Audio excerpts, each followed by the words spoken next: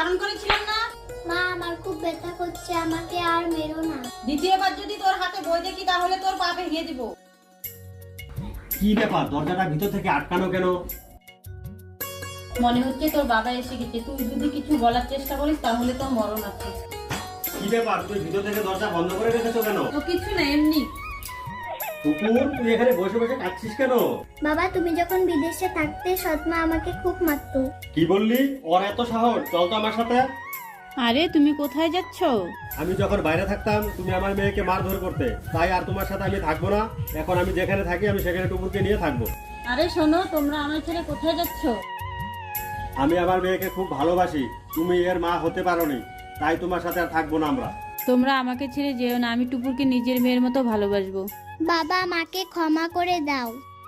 সৎ মায়েরাও ভালো হয়। আমার সাথে একমত হলে অবশ্যই কমেন্টে মা লিখে জানাবেন।